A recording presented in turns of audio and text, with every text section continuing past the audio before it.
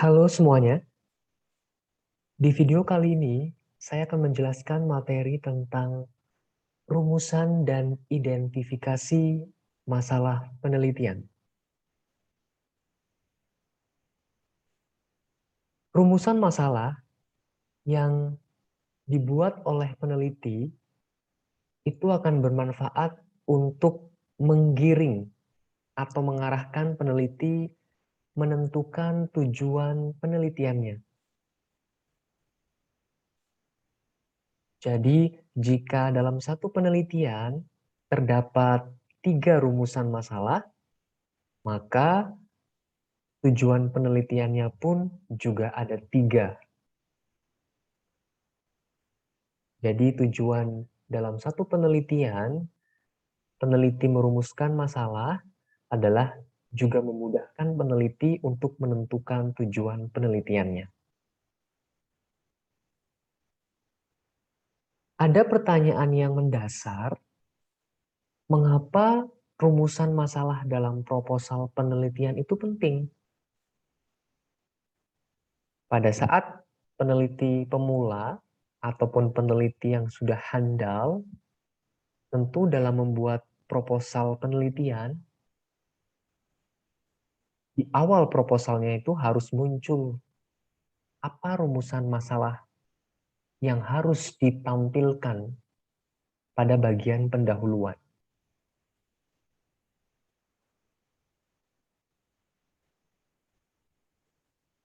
Kalau kita berbicara tentang pengalaman empiris, artinya rumusan masalah yang disusun itu berdasarkan pernyataan masalah pada latar belakang masalah. Nah, latar belakang masalah itu bisa bersumber dari pengalaman empiris ataupun teoritis. Jadi apakah peneliti itu menentukan latar belakang masalahnya atas dasar pengalaman empiris di lapangan ataupun bersumber dari teoritis.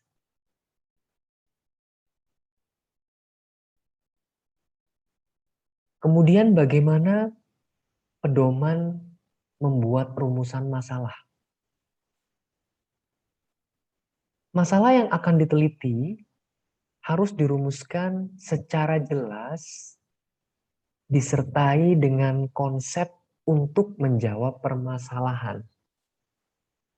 Artinya pada saat kita membuat rumusan masalah itu perlu dinyatakan secara jelas. Sehingga pada saat nanti peneliti akan mencoba menjawab permasalahan itu, dengan melalui rumusan yang jelas akan mudah untuk menjawab permasalahan yang diajukan. Kemudian rumusan masalah dapat dijelaskan definisi, asumsi, dan ruang lingkup penelitian. Pada bagian ini juga perlu dijelaskan tujuan penelitian secara ringkas dan target luaran yang ingin dicapai itu apa. Ya, seperti yang tadi saya jelaskan di depan, rumusan masalah akan menggiring peneliti untuk menentukan tujuan penelitiannya, sekaligus juga bisa disampaikan apa target luaran yang akan dicapai dari proposal penelitiannya.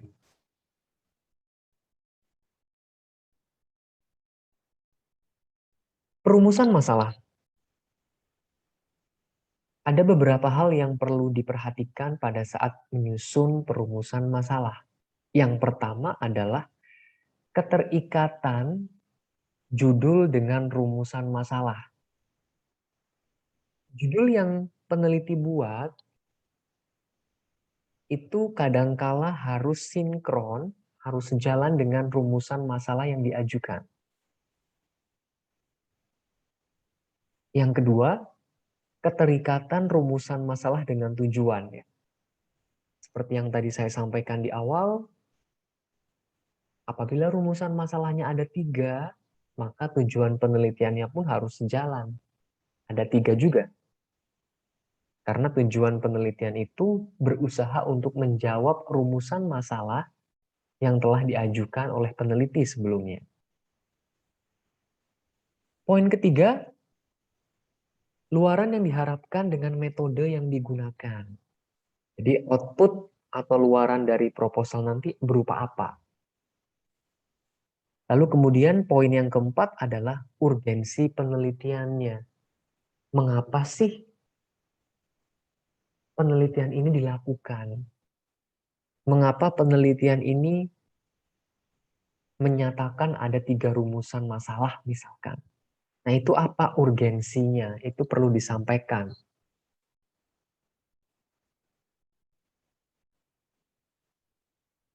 Berikutnya seputar masalah penelitian.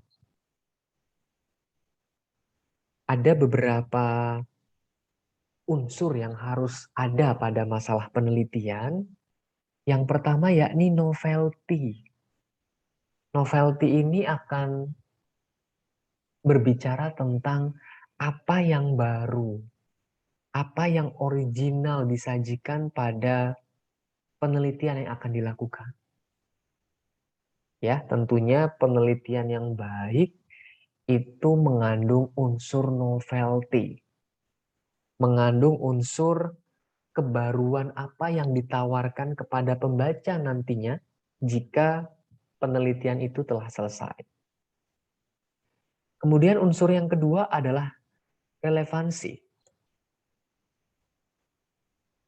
Artinya, bagaimanakah rumusan masalah yang diajukan itu sesuai dengan kondisi saat ini?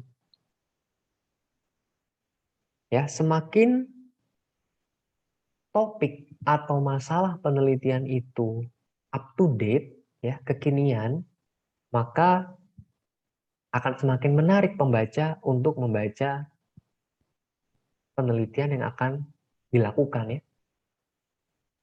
Karena topiknya sedang hot gitu ya, topiknya sedang kekinian, itu akan menarik pembaca. Dan dari sisi kekinian, maka peneliti telah berhasil memberikan unsur kebaruan ya, memberikan unsur kebaruan topik akan masalah yang diteliti.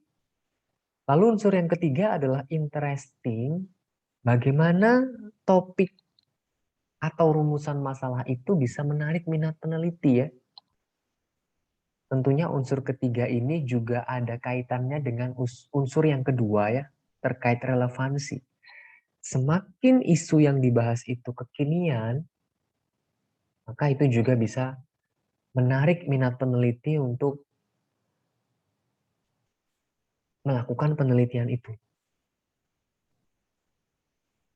Misalkan saat ini gitu ya, isu yang sedang berkembang selama 1,5 tahun terakhir, misalkan isu COVID-19 ya, yang kita juga tidak tahu kapan COVID-19 akan berakhir.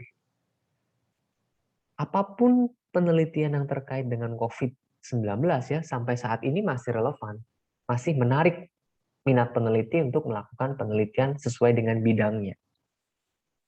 Unsur yang keempat adalah visible.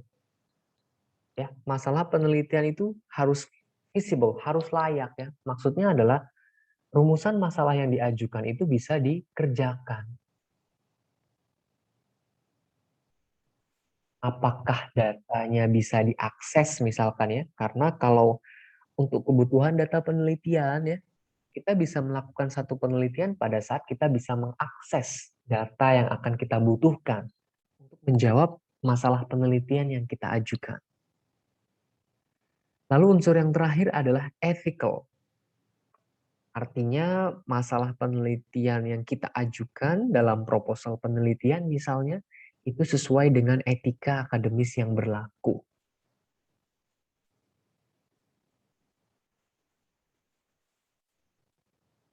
Perumusan masalah itu berupa pertanyaan yang spesifik, ya, pertanyaan yang detail ya, yang jelas agar masalah itu dapat terjawab secara akurat. Kemudian rumusan masalah tentu harus berdasarkan atas masalah penelitiannya ya. Research problemnya itu apa? masalah penelitiannya itu apa. Tentunya dari masalah penelitian yang ada, kita bisa rumuskan ke dalam bentuk rumusan masalah. Bagaimana dengan alur pikir perumusan masalah? Yang pertama adalah kita susun dulu latar belakang masalahnya seperti apa. Dilanjutkan dengan identifikasi masalah, lalu batasan masalah kita itu sampai mana, sehingga tidak melebar gitu ya. Masalah yang kita rumuskan itu menjurus atau jelas terukur, tidak melebar kemana-mana.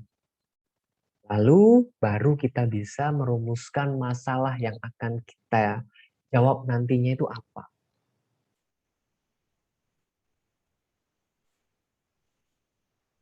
Mari kita ulas dari latar belakang masalah. Latar belakang masalah itu berisi peristiwa atau kejadian pada objek penelitian.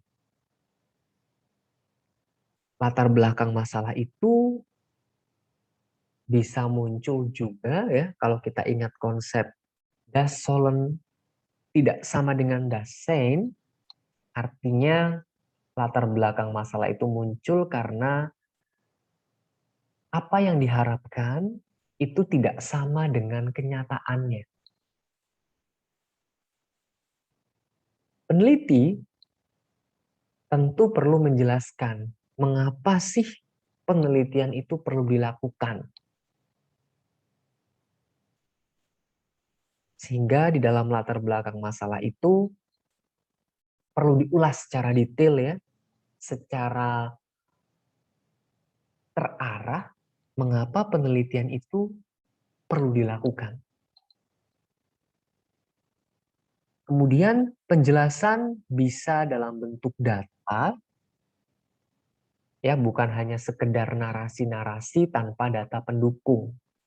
Apabila di latar belakang masalah itu kita tampilkan data yang mensupport kenapa masalah itu kok perlu dikaji, kenapa topik penelitian itu perlu dilakukan ya, tentu itu akan memperkuat latar belakang masalah yang kita buat. Kemudian identifikasi masalah. Peneliti harus mengemukakan masalah yang ada pada objek penelitian, ya. Baik masalah yang akan diteliti maupun yang tidak akan diteliti. Jadi identifikasi masalahnya itu terarah, tidak melebar kemana-mana. Terdapat hubungan antara masalah yang satu dengan yang lain ya. Jadi pada saat proses identifikasi masalah, kita mau fokus ke masalah yang mana? Apakah ada masalah yang satu itu berhubungan dengan masalah yang lain? Itu perlu kita identifikasi nih pada tahapan identifikasi masalah. Kemudian batasan masalah. Dalam mendapatkan hasil penelitian yang akurat dan mendalam, tentunya dengan mempertimbangkan aspek waktu, dana, tenaga, kemudahan administrasi, dan lain sebagainya, diperlukan adanya pembatasan-pembatasan ya. Apa pembatasan variabel penelitian itu perlu menjadi pertimbangan bagi peneliti ya. Karena ada hal-hal yang membatasi kita kan, misalkan terkait waktu ya. Jika mahasiswa misalkan mengerjakan skripsi itu kan dibatasi waktu. Makin lama mengerjakan skripsi ya dengan ide riset yang idealis gitu kan, mahasiswa tidak lulus kan, lulusnya akan lama. Kemudian terkait dana misalkan, kalau kita menelitinya pada responden yang begitu banyak, misalkan ribuan responden, juga akan terkait dengan dana yang kita keluarkan. Tenaga juga kita akan terkuras ya, termasuk juga kemudahan administrasi pada saat akan mendapatkan data di lapangan. Jadi peneliti juga perlu membatasi masalahnya mau sampai di mana. Tentunya dengan pertimbangan waktu, dana, tenaga, ataupun kemudahan administrasi. Rumusan masalah penelitian itu perlu dibuat dalam kalimat tanya ya. Jadi rumusan masalah dalam skripsi, rumusan masalah dalam proposal penelitian itu perlu dinyatakan dalam kalimat tanya. Kemudian bentuk rumusan masalah itu ada 3, bisa berbentuk deskriptif, komparatif, maupun asosiatif. Rumusan masalah deskriptif itu adalah rumusan masalah yang berhubungan dengan variabel itu sendiri ya, baik satu atau lebih variabel, dan tidak melakukan komparasi atau perbandingan antar variabel ya. Jadi hanya menjelaskan variabel-variabel yang ada ya, baik itu satu atau lebih variabel. Contoh mengeksplorasi, identifikasi, ataupun observasi.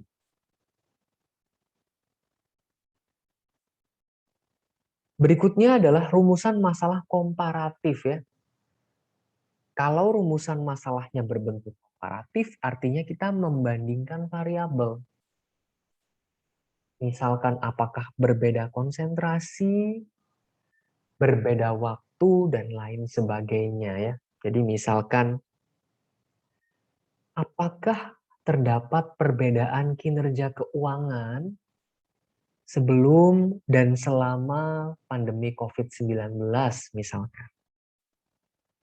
Apakah terdapat perbedaan kinerja saham sebelum dan sesudah merger misalnya? Apakah terdapat perbedaan kinerja keuangan sebelum dan sesudah perubahan nama misalkan? Atau sebelum dan sesudah stock split? Sebelum dan sesudah right issue misalkan? Itu bisa dikaji di dalam riset keuangan. Ya, kita membandingkan variabel ya, baik sebelum dan sesudah suatu event misalkan ya, satu peristiwa besar pada perusahaan. Lalu yang ketiga adalah rumusan masalah yang asosiatif ya. Asosiatif ini tentu kita mempersoalkan hubungan antara dua atau lebih variabel ya. Bahasa mudahnya adalah kita lebih menguji pada pengaruh antara satu atau lebih variabel independen terhadap variabel dependennya.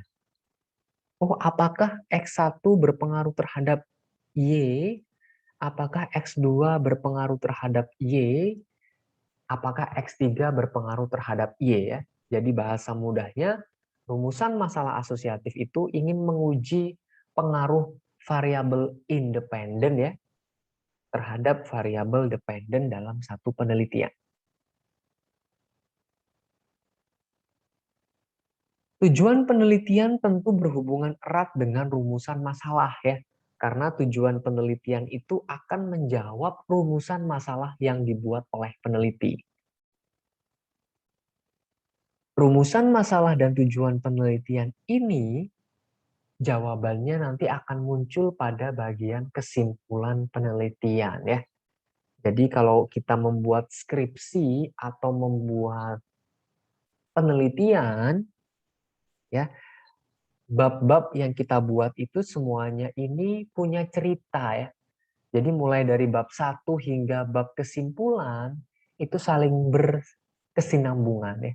Jadi tidak berjalan sendiri-sendiri tetapi saling berkesinambungan. Ada ceritanya di situ.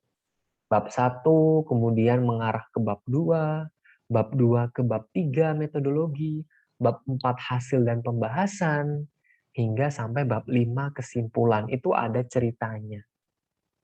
Ada cerita yang sambung menyambung gitu ya. Mulai dari bab 1 hingga bab 5 di kesimpulan. Bentuk pertanyaan bisa misalkan diawali dengan apakah, upaya apa, adakah, mengapa, bagaimanakah, faktor-faktor apa, ataupun misalkan seberapa tinggi titik-titik-titik. Ya, jadi pertanyaan penelitian yang ada di dalam rumusan masalah itu perlu diawali dengan kalimat tanya ya. Jadi diakhiri dengan tanda tanya tentunya. Jadi dalam rumusan masalah itu terdapat pertanyaan penelitian yang ditutup dengan tanda tanya yang nantinya akan diterjemahkan ke dalam tujuan penelitian ya. Tujuan penelitian itu menjawab rumusan masalah yang telah diajukan sebelumnya.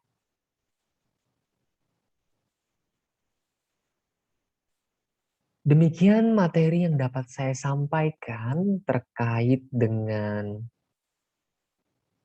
rumusan dan identifikasi masalah penelitian. Semoga materi ini dapat dipahami dengan baik. Sampai jumpa di video-video berikut.